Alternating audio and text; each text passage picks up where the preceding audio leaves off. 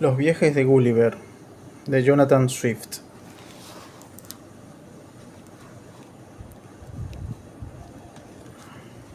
Segunda parte. Viaje a Brodignac. Capítulo 1.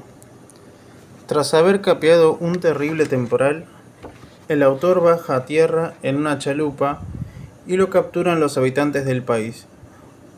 Trato de que es objeto, breve descripción del país y de los habitantes. Como la naturaleza y el destino me condenaban a una vida activa e inquieta, 2 meses después de mi regreso, como ya lo dije, volví a dejar mi país natal y me embarqué a bordo de una nave llamada Aventura, con destino a Surat. El viento no fue muy propicio hasta la altura del Cabo de Buena Esperanza, donde atracamos para cargar agua. Pero el capitán contrajo fiebre intermitente y no pudimos zarpar al cabo hasta fines de marzo. Desplegamos nuevamente las velas y nuestro viaje transcurrió con toda tranquilidad hasta el estrecho de Madagascar. Al llegar al norte de esta isla, los vientos que en esos mares suelen soplar del norte y del este, desde comienzos de diciembre hasta los primeros días de mayo, se desencadenaron con mucha violencia del oeste. Su ímpetu duró 20 días, en cuyo transcurso fuimos empujados al este de las Islas Molucas, aproximadamente a unos 3 grados al norte de la línea equinoccial, según lo comprobó nuestro capitán de acuerdo con los cálculos que hizo el 2 de mayo, día en que el viento amainó. Pero este experimento marino nos ordenó entonces disponernos a afrontar una terrible tempestad que se avecinaba, y no se equivocó, pues al día siguiente empezó a levantarse el viento del sur llamado monzón. Temiendo que este viento se volviese demasiado huracanado, arreamos la gran vela de foque. Luego, como el temporal aumentaba aún su violencia, hicimos atar los cañones y arreamos también la vela de mesana. El barco navegaba con viento de costado y nos pareció que lo mejor que podíamos hacer era virar para seguir con viento en popa. Izamos la vela mayor, pero casi enseguida la destrozó una violenta ráfaga. Tuvimos entonces que arrearla y aflojar las demás velas del palo mayor. El mar estaba enfurecido y las olas se rompían unas sobre otras. Alargamos la caña del timón y ayudamos al timonel, que no podía gobernar por sí solo. No queríamos arriar las grandes velas de Juanete porque estábamos convencidos que el barco navegaría mejor conservando la mayor cantidad posible de velas desplegadas. Después de la tempestad hicimos correr el barco a todo viento, con la totalidad del velamen extendido. Durante ese temporal, que fue seguido por un impetuoso viento del oeste-sudoeste, fuimos empujados a unos 2000 kilómetros al oeste, según mis cálculos, de tal suerte que ni el más viejo y experimentado de los marinos de a bordo estuvo en condiciones de decir en qué parte del mundo nos encontrábamos. No nos faltaban víveres, la tripulación gozaba de buena salud, pero sufríamos gran escasez de agua. Por lo tanto, resolvimos que lo más conveniente era seguir el derrotero iniciado en vez de virar hacia el norte, lo que podría habernos llevado hasta el extremo noroeste de la Gran Tartaria y el mar glacial. El 16 de junio de 1703, desde lo alto del mástil de Gavia, un grumete avistó tierra. El 17 divisamos nítidamente una gran isla o continente, no supimos cuál era, que presentaba sobre la derecha una pequeña bahía cuya escasa profundidad nos permitía que fondease un barco de 100 toneladas. Echamos el ancla a 4 kilómetros de la bahía y nuestro capitán hizo bajar una chalupa con 12 hombres bien armados y provistos de recipientes para traer agua. en el caso de que pudiéramos encontrarla. Le pedí permiso para acompañarlos a fin de ver el país y hacer algunas observaciones. Cuando desembarcamos, no encontramos ningún arroyo, ni manantial, ni huellas de habitantes. Por lo tanto, nuestros hombres volvieron a la chalupa y siguieron a lo largo de la costa con la intención de buscar agua dulce cerca del mar. Preferí quedarme en tierra y me alejé más o menos 1,5 kilómetros hacia el interior, pero solo alcancé a ver una región estéril y cubierta de rocas. Empecé a sentirme cansado y como no encontraba nada que satisfaciera mi curiosidad, regresé lentamente hacia la bahía. De pronto vi que los hombres de la chalupa se alejaban remando desesperadamente, como si trataran de escapar a un gran peligro. Enseguida noté que los perseguía un hombre de prodigiosa estatura. A pesar de que se había internado bastante en el mar, el agua le llegaba solo hasta las rodillas y daba unas enormes zancadas. Pero nuestra gente llevaba casi 2 kilómetros de ventaja y como en ese lugar el mar estaba crisado de peñascos, el gigante no los pudo alcanzar. No me detuve, sino que eché a correr a toda velocidad y trepé hasta la cima de una escarpada colina, desde donde descubrí una parte del país. Me dio la impresión de estar muy bien cultivado, pero lo que ante todo me sorprendió fue la altura de la hierba, que se alzaba a más de 6 metros. Caminé por lo que me pareció ser una carretera, aunque para los habitantes de la región era tan solo un pequeño sendero que corría a través de un campo de cebada. No pude ver gran cosa porque era la época de la cosecha, y el cereal tenía por lo menos 12 metros de alto. Anduve una hora hasta llegar al otro extremo del campo, que estaba cercado con un seto de por lo menos 35 metros de alto. En cuanto a los árboles, eran tan grandes que me fue imposible calcular su tamaño. Traté de descubrir un paso a través del seto cuando en el campo vecino divisé a un hombre tan gigantesco como el que había perseguido a la chalupa. Su estatura tenía el alto de un campanario y cada uno de sus pasos medía 10 metros, según pude deducir. Aterrorizado, corrí a ocultarme en el campo y no tardé en verlo llegar a una abertura del seto, desde donde miró aquí y allá, gritando con una voz más potente que si saliese de un altavoz. Me pareció estar escuchando truenos. Enseguida, 7 hombres de su misma estatura avanzaron hacia él. Cada uno tenía en su mano una hoz del tamaño de 6 guadañas. Los recién llegados no estaban tan bien vestidos como el primero y sin duda debían ser sirvientes. Obedeciendo las órdenes que recibieron de él, empezaron a cortar el cereal del campo donde yo me hallaba oculto. Me alejé con la mayor rapidez que pude, aunque solo lograba avanzar con extrema dificultad, pues entre los tallos mediaba una distancia menor de 30 centímetros. Pronto llegué a un lugar del campo donde la lluvia y el viento habían doblado las mieses. Entonces me fue imposible ir más lejos. Los tallos estaban tan enmarañados que no hallé la manera de deslizarme entre ellos, y las barbas de las espigas caídas eran más fuertes y tan afiladas que me atravesaban la ropa y me penetraban en las carnes. Ya oía a los segadores, que estaban a menos de 100 metros de mí. Exhausto y desesperado, me acosté en un surco, deseando terminar mis días en ese lugar. Imaginaba a mi desolada viuda, a mis hijos huérfanos y lamentaba la locura que me había impulsado a emprender este segundo viaje, a pesar de los consejos de todos mis parientes y amigos.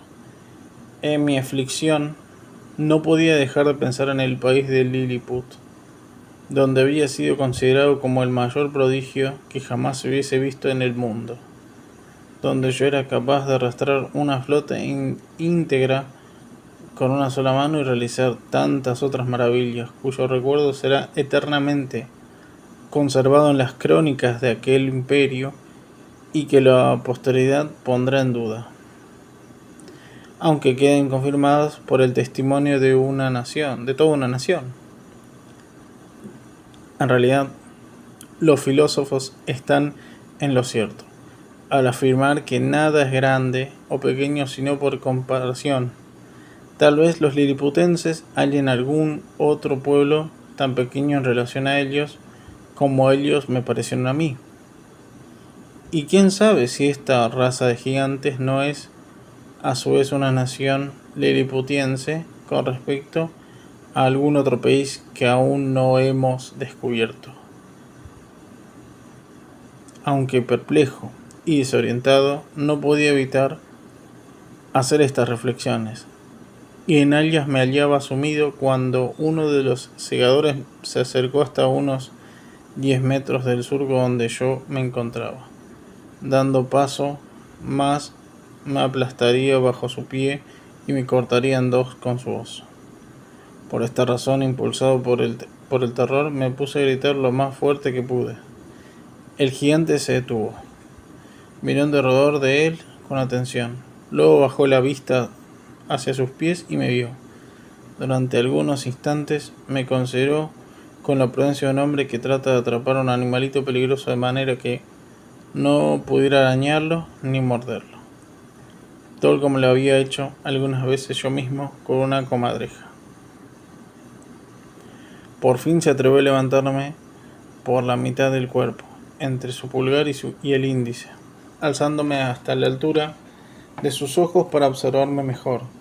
Adiviné su intención y resolví no agitarme mientras me tenía alzado casi 20 metros del suelo, a pesar de que me apretaba de una manera espantosa entre sus dedos para no dejarme caer.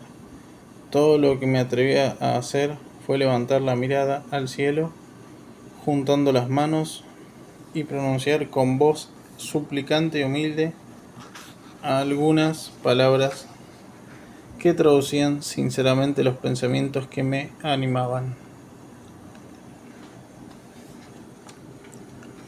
En efecto, a cada instante temía que se decidiese a aplastarme como habitualmente aplastamos los insectos que nos repugnan. Pero pareció conmovido por mi voz y mis gestos. Me contempló con curiosidad y, al mismo tiempo, se mostró muy sorprendido al oírme articular palabras, aunque no las comprendía. Sin embargo, no pude dejar de gemir y derramar abundantes lágrimas. Agitando la cabeza, traté de hacerle comprender el daño que me hacía con la presión de sus dedos. Probablemente adivinó mi sufrimiento, pues me deslizó en uno de sus bolsillos y corrió hacia su amo, el rico labrador que yo había visto al principio en el campo. El labrador tomó una brizna de paja, casi tan gruesa como un bastón, y la usó para apartar a los faldones de mi jubón, al que sin duda tomó por una especie de velón con que la naturaleza me habría dotado. Sopló sobre mis cabellos para despejarme el rostro y verlo mejor.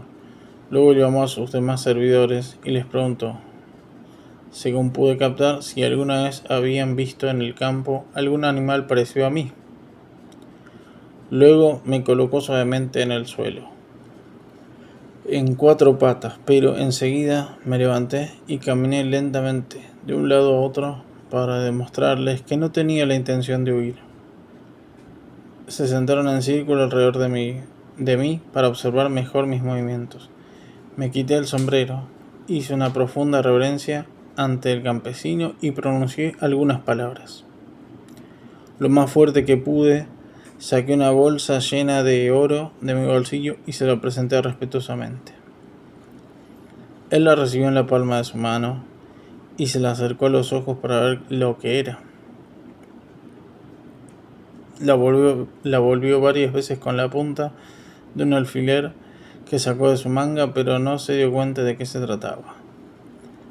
Al notar que no entendía, le hice señas para que colocara la bolsa en su palma. Lo vi humedecer el extremo de su dedo con la lengua, levantar dos de las monedas más grandes y mirarlas de cerca, pero seguía ignorando lo que eran. Luego me hizo comprender que los volviese a colocar en la bolsa y pusiese esta en mi bolsillo. El labrador se convenció que yo era una pequeña criatura dotada de inteligencia. Me dirigió la palabra en varias oportunidades, y aunque el ruido de su voz me aturdía, le contesté tan fuerte como pude en varios idiomas. Se inclinó sobre mí para oírme mejor, pero naturalmente no interpretó el sentido de lo que yo le decía. Entonces mandó a su gente a que siguiera trabajando. Sacó un pañuelo de su bolsillo, lo dobló en dos y colocándolo sobre su mano izquierda, me indicó con un gesto que subiera encima. No fue difícil, pues el alto de su mano abierta no excedía el de mi rodilla. Me extendí cuán largo era sobre el pañuelo con el que me envolvió y de esta manera me llevó consigo. Al llegar a su casa llamó a su esposa para mostrarle su hallazgo, pero ésta retrocedió horrorizada, gritando como lo hacen las mujeres de nuestro país cuando ven un sapo o una araña.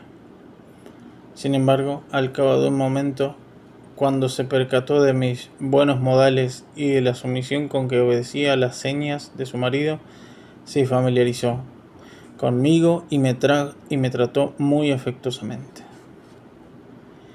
Era más o menos mediodía y un sirviente sirvió el almuerzo. Esa comida, de acuerdo con las costumbres sencillas de los labradores, consistía únicamente en un abundante plato de carne. El labrador, su esposa, 3 hijos y una vieja abuela componían toda la familia. Después de haberse sentado, el labrador me colocó sobre la mesa, a cierta distancia de él, pero como yo temía caer, me trató de alejarme lo más posible del borde. La mujer cortó un pedacito de carne y desmenuzó un poco de pan en una escudilla de madera que colocó delante de mí. Le hice una profunda reverencia. Saqué mi cuchillo y mi tenedor y me puse a comer. Eso divirtió mucho a todos. La dueña de casa mandó a su criada que trajese un vasito de licor, cuya capacidad era de unos 10 litros, y lo llenó de bebida. Lo levanté con gran esfuerzo y pronuncié algunas palabras.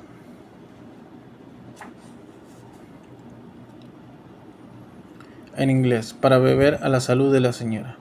Mi ocurrencia les hizo prorrumpir en carcajadas tan estrondosas que estuve a punto de quedarme definitivamente sordo. El dueño de casa me hizo entonces una seña para que me acercase a él, pero como caminé con demasiada prisa tropecé con una migaja de pan y me caí cuán largo era, aunque no me hice ningún daño. Me levanté enseguida y al notar la preocupación de esas buenas gentes me quité el sombrero. Les hice revolotear por encima de mi cabeza, prefiriendo 3 gritos de júbilo para darles a entender que no me había lastimado. Estaba por acercarme a mi amo. Es con ese nombre que lo designé en adelante. Cuando el más pequeño de sus hijos, un chiquillo de unos 10 años, me tomó por las piernas y me levantó tan alto que todo mi cuerpo tembló de miedo. El padre me arrancó de entre las manos del muchacho y le pegó una cachetada tan fuerte en la oreja izquierda que hubiese bastado para arribar a todo un ejército de caballería europeo. Luego ordenó retirarse de la mesa. Pero temiendo que el rapaz me guardase rencor y recordando que los niños de nuestro país son malvados por naturaleza como con los pajaritos, los conejos, los gatitos y los cachorros. Me arrojé de rodillas y señalando al muchacho, traté de hacer comprender a mi amo que le suplicaba que lo perdonara.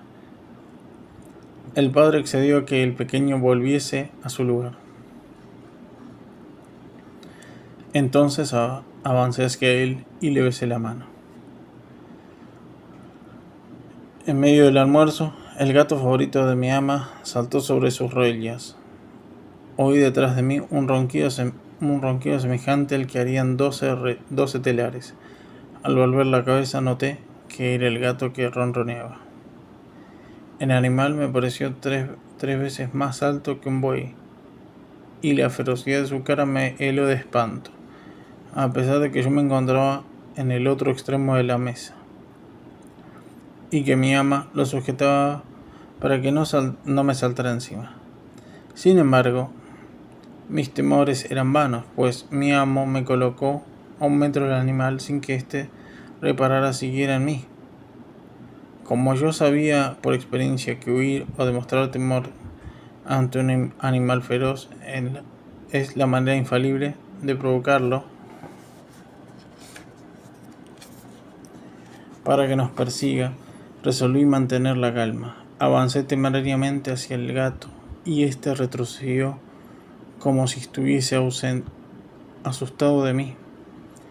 Mucho menos terror me provocaron los 3 o 4 perros que entraron luego en la habitación.